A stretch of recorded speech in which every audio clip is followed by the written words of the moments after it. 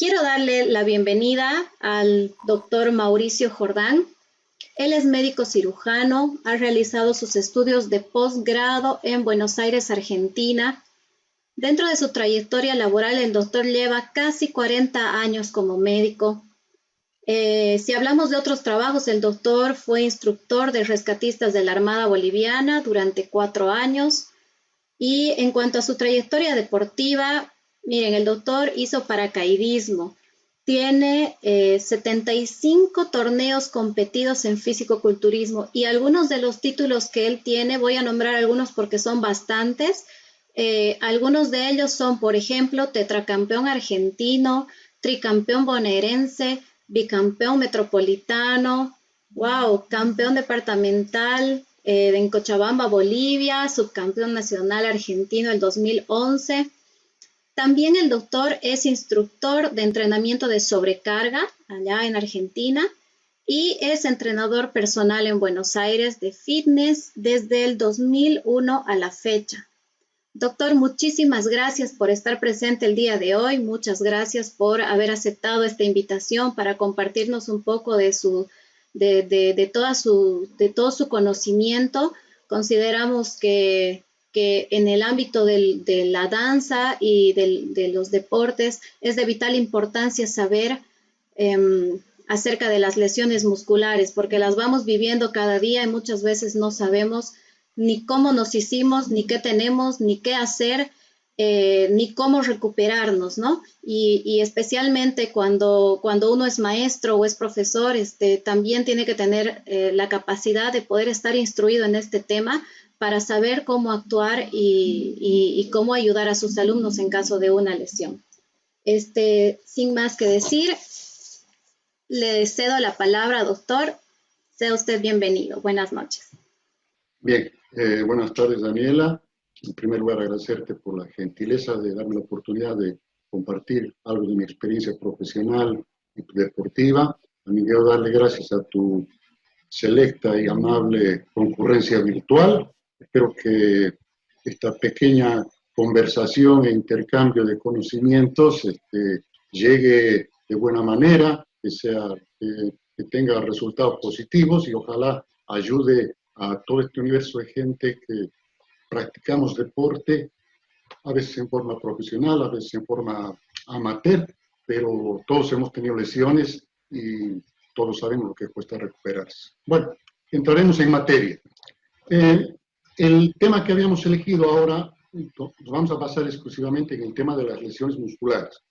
Como todo empieza por el principio, vamos a definir qué es una lesión muscular. Una lesión muscular es un acontecimiento que se produce en un músculo como producto de un esfuerzo desmedido, o sea, algo que hace que el músculo trabaje más allá de su capacidad fisiológica. O sea, se produce cuando el músculo es exigido más allá de generalmente una elongación brusca, y eso puede producir desde una contractura hasta un desgarro muscular que puede ir de leve, moderado o grave. Una vez que hemos definido ya lo que es la lesión muscular, tendríamos que entrar a definir, digamos, clasificar las lesiones musculares. Hay diversos autores, algunos clasifican en 3, otros en 4. Yo creo que esta es más una división retórica, más que funcional o útil. Generalmente grado 1, 2 y 3, leve, moderado o grave, y cuando hay 4 se ubica el grado 2, 3 entre leve a moderado y así sucesivamente. Pero para que quede más claro el concepto, vamos a definir lo que llamamos una lesión leve o de grado 1. Es simplemente una elongación muscular, ¿sí? O sea, el músculo se ha estirado más allá de su capacidad, y generalmente, el daño anatómico es mínimo, No estoy diciendo que no hay, puede haber, pero es mínimo. Generalmente poco apreciable en algún examen especializado como una ecografía o más allá una resonancia nuclear magnética. El grado 2 ya está clasificado como rotura fibrilar. En este caso ya hay lesión anatómica objetiva. O sea, nosotros al ver la lesión, podemos ver que ha habido una hemorragia, ¿sí? que no aparece en el momento, pero que se va a hacer evidente en el transcurso de pocas horas, más o menos importante, que va a producir, cuando hablemos de la clínica, vamos a ir a desmenuzar un poquito más, con más detalles. Y la ruptura, y la lesión de tipo grado 3, o lo que llamaríamos una lesión grave, es cuando ya la rotura muscular es más evidente, es más grave, desde luego, ha interesado una porción importante del grosor o del diámetro del músculo, a veces lo puede seccionar completamente, ¿sí? Entonces, algo que habíamos pasado por alto, quiero hacer el músculo es una estructura dinámica, es una estructura, pero no es un cuerpo sólido, sino ando en diferente grosor. La estructura básica es la miofibrilla, la célula muscular, esa se organiza en miofibrillas, las miofibrillas se organizan en fibras un poco más organizadas, más gruesas, hasta formar haces musculares. Y el conjunto de haces musculares va a formar el músculo en su conjunto. Muy bien. Dicho esto, vamos a entrar a definir, digamos, lo que es la clínica. La clínica en este caso es soberana. Un buen examen, nada reemplaza un buen examen clínico. Será producto de una buena anamnesis, o sea, preguntarle al paciente sobre sus síntomas, qué es lo que siente. Eso nos va a aportar un buen caudal de presunciones diagnósticas acerca de la naturaleza de la lesión, acerca de la gravedad de la lesión, y en fin, y acompañado, seguido esto, del examen clínico cuidadoso, según el grado de dolor del paciente, su sintomatología. Vamos a ver que la extremidad o el lugar lesionado va a estar, puede haber hinchazón o edema, que se llama en términos clínicos. Si han pasado ya algunas horas, si la lesión ha sido moderadamente grave, ha habido ruptura de fibras musculares, va a haber una hemorragia evidente que se va a hacer por la coloración negruzca de la piel, que eso es una equimosis, y también se puede palpar en algunas ocasiones un hematoma, o sea, una colección de sangre en el lugar de la lesión. Cuando la lesión es tan grave que ha seccionado ya prácticamente en clínica, se reconoce esto como signo del hachazo, que ya es una muesca, se ha producido una especie de grieta donde se sumerge en la piel y el tejido celular subcutáneo, y uno va a ver como una falta de continuidad en el trayecto muscular. En este caso ya vamos a hablar de que, aparte de que el paciente tiene un dolor muy intenso, lo que más va a llamar la atención es la impotencia funcional. El paciente ya va a estar incapacitado de poder mover esa extremidad, ¿sí? Quería hablar un poco del mecanismo de las lesiones. Las lesiones se pueden producir fácilmente por dos mecanismos, de manera directa o de manera indirecta. De manera directa es cuando el traumatismo es directamente a través de un objeto contundente o de un objeto cortante, ¿sí? En los deportes de contacto, como en el fútbol, en el básquet, en el vóley, son comunes los codazos, los rodillazos, los cabezazos. Bueno, este es el mecanismo directo de las fibras musculares. El mecanismo indirecto es del que hablábamos al principio, cuando se produce una elongación brusca por un movimiento, cuando el músculo no está suficientemente caliente o cuando uno ha sobreexigido al músculo más allá de su capacidad fisiológica. Entonces, en este momento se produce la lesión. El diagnóstico, como ya habíamos hablado, para remarcar, es clínico. Básicamente nos tiene que dar la mayoría de la información. Uno tiene que tratar de establecer un diagnóstico clínico con el examen. Los exámenes complementarios se piden solamente para confirmar una presunción diagnóstica. Muy rara vez se usan para buscar un diagnóstico, o por lo menos debería ser de esta manera. Dicho esto, a ver, voy a hacer un stop hasta acá, a ver si hasta acá ha quedado plenamente la parte clínica, digamos, la clasificación está bastante claro, se ha entendido bien. Está claro, doctor. Si me permite un segundito, voy a ver si tenemos consultas. Ya nos han escrito algunas consultas aquí por inbox. Yo creo que podemos continuar y al final hacemos una rondita de preguntas. ¿Me parece bien? Bueno, entonces, sí, cómo no. Si hasta acá más o menos vamos, ya estamos bien parejos, entonces voy a hablar un poco, quizás ya va a servir para ir abonando el terreno de las consultas. Yo creo que muchas personas también van a estar interesadas en esto. ¿Cómo prevenir las lesiones? ¿Sí? No hay nada mejor para practicar un deporte que estar plenamente preparado. Esto va desde los estiramientos, la elongación, es una manera de prevenir un accidente. No excederse en la práctica deportiva, ni en tiempo, ni en cantidad, ni en calidad. Si una hora está aconsejada, hay que cumplir esa hora y no exigir al cuerpo más. El estado de hidratación del paciente también tiene que ver con la aparición de lesiones. No hay que esperar estar deshidratado durante la práctica deportiva. Se recomienda beber en cantidad suficiente como para que el organismo, cuando uno siente sed, ya está deshidratado. Y sobre todo hay un aspecto muy importante, es que si ya lastimosa o desgraciadamente se ha producido la lesión, es sumamente importante respetar las fases del tratamiento. No hay que saltar etapas. El amor propio del atleta, o en fin, la necesidad del entrenamiento, impulsan al atleta a decir, no, no está bien, aunque me duele un poco, voy a seguir. No, ese es un mal camino. No debería uno proceder de esa manera. Yo lo he experimentado en carne propia. Yo he tenido lesiones en las epitrócleas, en los epicóndilos, que me han durado 2 años. Yo entrenaba con dolor, así que en el trabajo en el hospital yo bajaba con mi ampollita de silocaína y un corticoide, lo buscaba al traumatólogo y le pedía que me infiltre. Y él me pedía siempre, me decía, ¿cuándo vas a dejar tus miembros en reposo? Yo no te voy a infiltrar nunca más. No le digo, tienes que infiltrarme. Y el compañerismo de compartir un lugar de trabajo. Decía, te voy a operar y te voy a enyesar, no te vas a poder mover un mes, a ver si así dejas de entrenar. Eso quiere decir, ¿sí? Entonces, nunca hay que quemar las etapas de tratamiento. Resumiendo, las lesiones musculares, las más típicas son los desgarros, ya hemos dicho, los mecanismos de producción pueden ser directos, indirectos, los indirectos, la elongación abrupta, y si no, los traumatismos directos.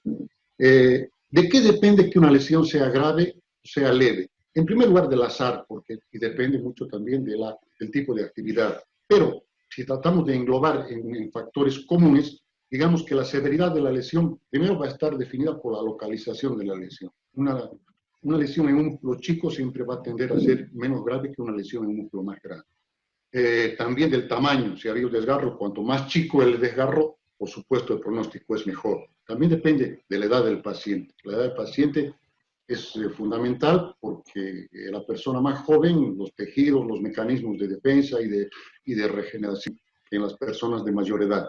También influyen los estados de salud previos. Es diferente una lesión en una persona que hace deporte que una lesión en una persona que es un deportista, digamos, no habitual, que hace, digamos, deporte en forma recreativa.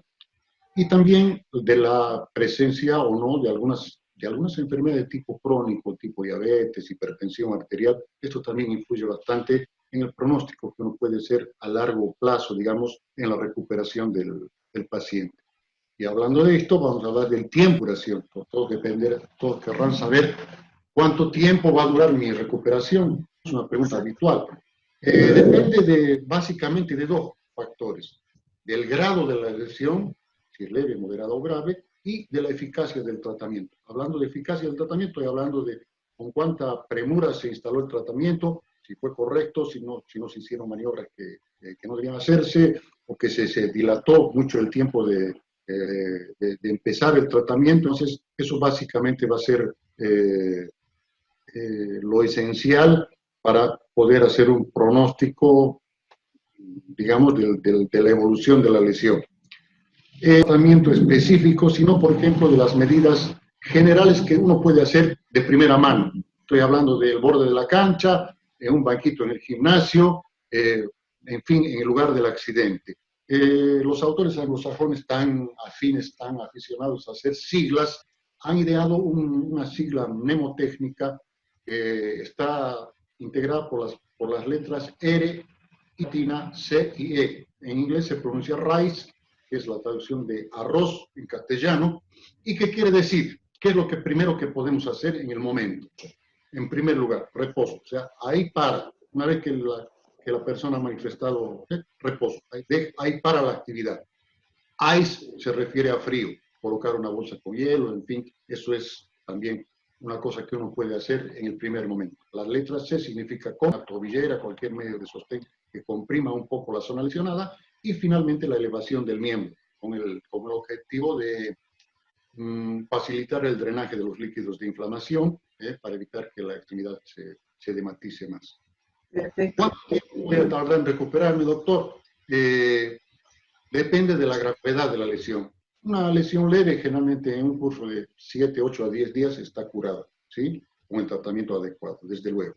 Una lesión moderada toma entre 2 a 3 semanas. y una lesión grave entre 3 semanas a un mes. Estas cifras, digamos, son aproximadas, no es una cosa exacta, depende mucho. Hay personas que tienen una facilidad para recuperarse, hay otras que tardan un poco más. Entonces, tomen esto no como una cosa estricta, decir 8 o 10 días y en 10 días yo tengo que volver. Aparte, hay otra cosa que quiero recomendar. Una vez que se ha producido una lesión, sobre todo si es grave, uno nunca debe esperar que va a volver cuando se sane o cuando lo den de alta, que va a volver a hacer, que su pierna o su brazo van a volver a ser como antes de la lesión. No, no.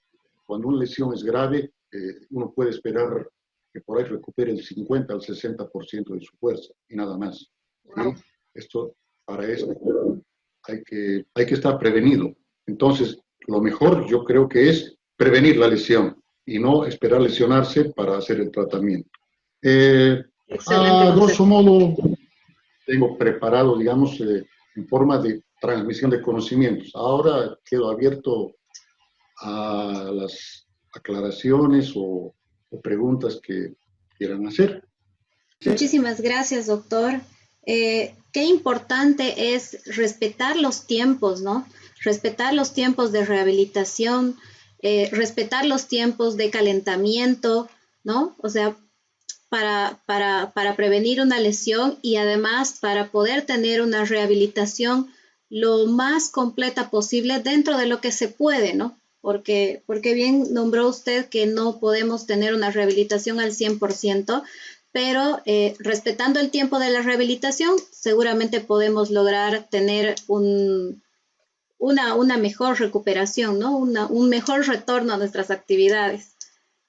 Entonces, sí, quiero que vayamos leyendo. Acá nos han escrito.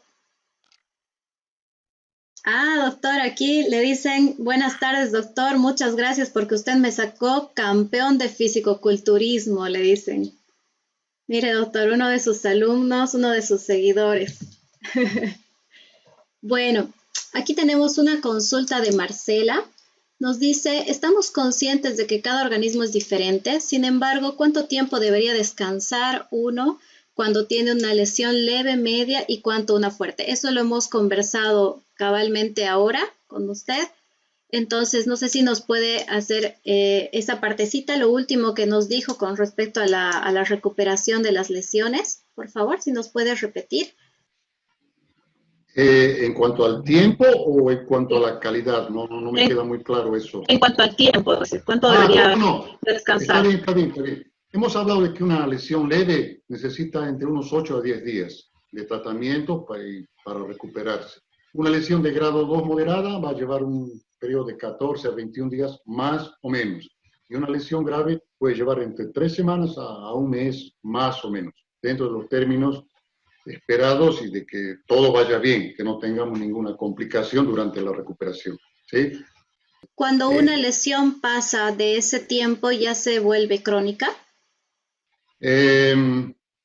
Sí, en realidad en el tiempo se habla de cronicidad cuando no se ha logrado la recuperación completa, más que en tiempo, o sea, básicamente se tiene que prolongar en el tiempo, pero quiere decir que la recuperación está fallando en algo, o el paciente sigue con dolor, o no ha recuperado, o no vuelve a recuperar la performance que tenía antes, o si ha surgido algún hematoma que no se reabsorbió, puede aparecer un nódulo fibroso en la zona de la cicatriz. O sea que para hablar de cronicidad tendríamos que hablar de que es algo que se prolonga en el tiempo y de que persisten algunos síntomas molestos que no permiten que el atleta o la persona deportista vuelva a recuperar su actividad habitual, como antes de la lesión. Excelente, doctor. Apelando a sus conocimientos con respecto a la nutrición, doctor, sé que no está dentro de nuestro temario, pero creo que es una inquietud también que se asocia a esto de las lesiones. Quisiera consultarle, por favor, ¿qué alimentos debemos consumir como bailarines o deportistas en nuestro trabajo diario? ¿Qué consejo podría darnos al respecto, por favor? Alimentación estamos hablando, ¿verdad? Sí. Bueno, puntualmente, vamos a empezar por decir esto. No me atrevería a decir que tal alimento precisamente mejora la performance deportiva de un atleta. No conozco, no creo que haya una cosa de estas. La mejor recomendación que yo puedo hacer en cuanto al tema de cómo se debe alimentar un atleta es de que la alimentación debe ser completa y sana. ¿A qué me refiero? A que debe tener la cantidad adecuada de proteína, de hidratos de carbono y de grasas. Cantidad adecuada y equilibrada en las proporciones que se deben respetar. Y sana en que uno debe evitar todos los alimentos que no son, no, yo no quiero nombrar ninguno, no me quiero pelear con gente que conozco para con el tema gastronómico, pero bueno, todos sabemos de algo que estamos hablando. O sea, si uno sabe que algo que come hace mal, hay que evitar por lo menos preparación a una competencia. Después siempre hay tiempo para darse un libre. No se puede vivir a dieta permanentemente. Después de un torneo, después de una competencia, yo creo que está absolutamente permitido. Pero como te digo, mi concepto fundamental en este sentido es que la alimentación tiene que ser equilibrada, proporcionada, completa y en lo posible muy sana. Eso es algo que tiene que verlo un nutricionista, tiene que estar acorde a la persona. De repente las dietas son diferentes en personas de ciertas edades, influye el sexo, influye la actividad que realiza, todo eso, ¿no? Sí, sí, es correcto. Perfecto, doctor. Aquí me consultan, generalmente, ¿cuánto tiempo usted recomienda que se debe hacer un calentamiento o el calentamiento de algún músculo para poder empezar a hacer algún tipo de actividad?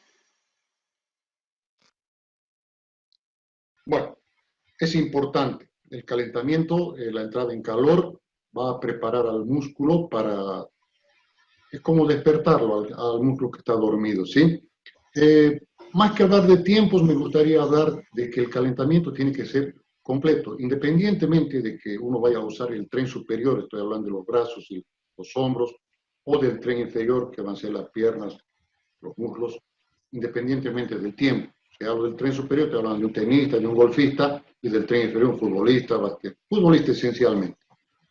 El calentamiento, la entrada en calor, tiene que ser lo más completa posible, tiene que ser integral, tiene que tratar de mover todos los grupos musculares para promover el riego sanguíneo, incrementar el riego sanguíneo en todo el sistema musculoesquelético, cosa de que el músculo sea con el adecuado mejor performance. Entonces, hay que empezar desde arriba, desde el cuello, los hombros, los brazos, los antebrazos, el abdomen, el tronco, y así hasta abajo, hasta los pies, ¿no? Las articulaciones grandes hay que darle un poco más de cuidado, los hombros, los codos, abajo la cadera, la rodilla, los tobillos y obviamente el tronco, ¿no? Que tendría que ser el eje en este caso y la región abdominal. Tiene que ser completo, ¿no? Una vez que uno ha movido ya todos los grupos musculares y prueba con un cierto grado de elongación, va a ver que se puede estirar de una manera mejor en ese momento de cuando llegó a la cancha para su evento deportivo, ¿verdad?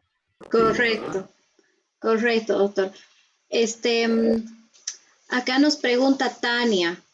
Ella dice que tiene una lesión en el tendón isquiotibial, que lleva 4 años con fisioterapia y no ha curado realmente. Dice que ella cada vez que hace estiramientos de isquiotibiales le vuelve el dolor y que esto se combina con una bursitis y contractura de piramidal. ¿Qué podemos decirle a Tania, doctor? ¿Cuál es la consulta concreta? ¿Qué es lo que necesita saber? Ella dice que ella dice que no sabe si el dolor que tiene en los isquiotibiales es producido por esta combinación con la bursitis y la contractura piramidal o qué es lo que sucede, porque ella ya lleva 4 años con esta lesión y fisioterapia y cada vez que los estira le vuelve el dolor. Mira, es un poco difícil emitir un veredicto, digamos, sin haber visto a la paciente en su estadio inicial, cuando se produjo la lesión. No sabemos exactamente qué magnitud tuvo la lesión, si fue una ruptura fibrilar, si fue una sección total, si requirió tratamiento quirúrgico, cuánto tiempo de recuperación tuvo. Si hacen 4 años de esto, hace rato hablábamos de que algo que puede pasar en la recuperación, tratamiento respectivo, o se queman etapas o no se completó, es que surjan este tipo de complicaciones que precisamente son las secuelas de la lesión, ¿cierto? La secuela de la lesión es algo que son síntomas o signos que presenta el paciente que no lo dejan volver a su actividad habitual. Las manifestaciones que aparecen alrededor pueden ser consecuencia del cierto grado de impotencia funcional que produzca la lesión, la bursitis, la inflamación de las bolsas serosas, porque puede haber, digamos, en el momento de la lesión pueden haberse lesionado las aponeurosis, haya habido una sufusión hemática y haya producido, digamos, una adherencia entre las superficies aponeuróticas del músculo que no deje que se deslicen unas sobre otras. Eso puede producir dolor, molestia, cierto grado de impotencia funcional. Sobre el resto de los síntomas es bastante aventurado emitir un veredicto porque, como te vuelvo a decir, sin haber revisado o haber tenido acceso a los estudios que se hicieron en principio de la lesión, no me aventuraría a emitir un veredicto definitivo. Aparte que yo quiero aclarar siempre, yo no soy traumatólogo, eso ya está en manos de un especialista. Yo estoy hablando de mi experiencia como médico general, soy cirujano, en otras cosas puedo emitir un veredicto más aproximado. Y de mi experiencia personal como deportista. Yo creo que esto merece algún estudio un poco más profundo y realmente hay que tratar de establecer un diagnóstico por qué no hay recuperación. Por lo menos hay que averiguar la causa de estos malestares, ¿no? Claro que sí. A ver, doctor. Aquí 2 personas nos hablan sobre las rodillas. Yo creo que las rodillas y los tobillos en el ámbito de la danza generalmente son los que tienen más incidencia en cuanto a lesiones. Justamente 2 personas me preguntan y me dicen que hace años que practican danza y que de repente al hacer algún movimiento o después de pasar su clase de danza sienten dolor en las rodillas. Incluso una de ellas me dice, me truenan las rodillas, ¿no? Entonces, al parecer no tienen una lesión como tal, bueno, eso es lo que ellos piensan, pero que dice que cuando hacen actividad terminan con dolor de rodilla. ¿Qué puede deberse esto, doctor? Bueno, está bien. Yo creo que hablando ya de rodilla y de articulación, ya estamos prácticamente hablando ya de patología articular. Vuelvo a decir, no era el tema principal de esta conversación, pero podemos desmenuzar un poco este terreno.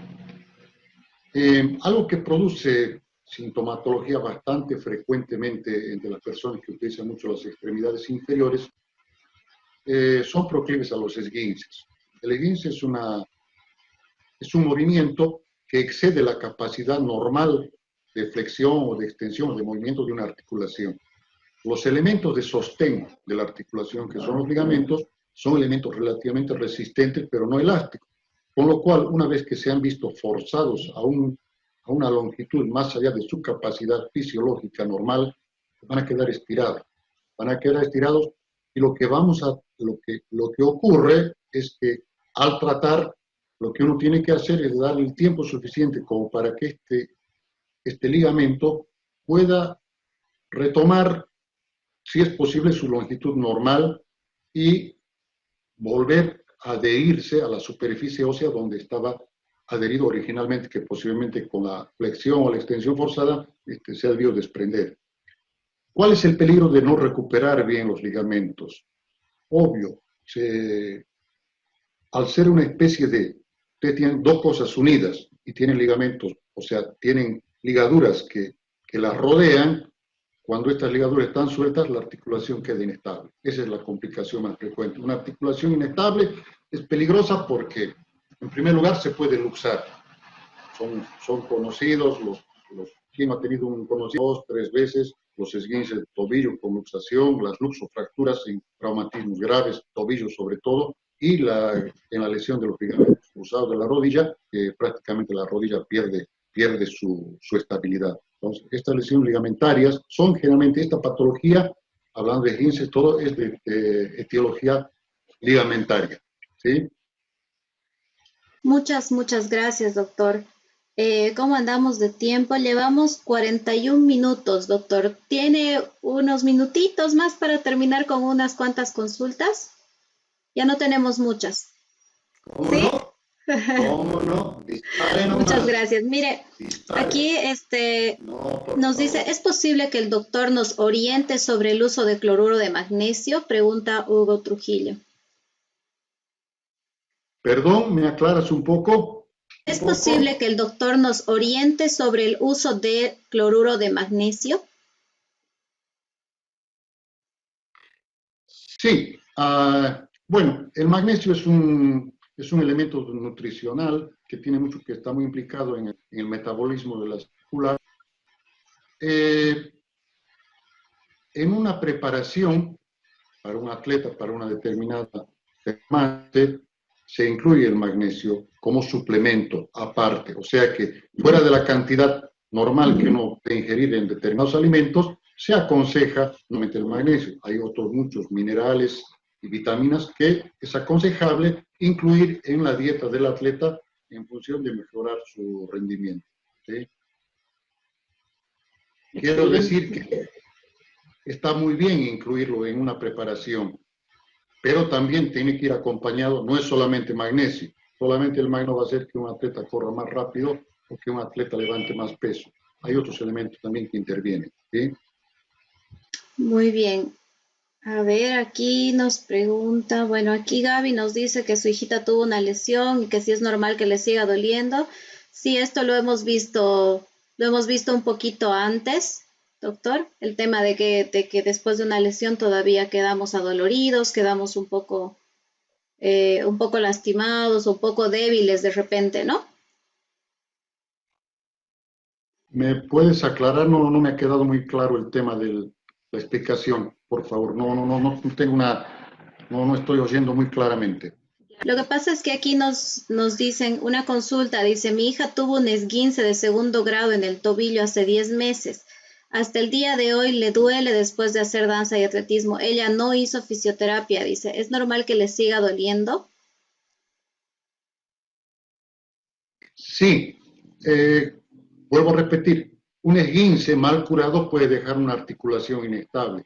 Cuando una articulación es inestable, es posible que algunas partes óseas, algunas superficies óseas queden un poco fuera de lugar. ¿Me explico? Es como sacar una caja de su molde y tratar de encajarla en otro molde, ¿cierto? Puede ser que aunque sea de las mismas dimensiones, no va a encajar como en la caja original. ¿Me explico hasta ahí?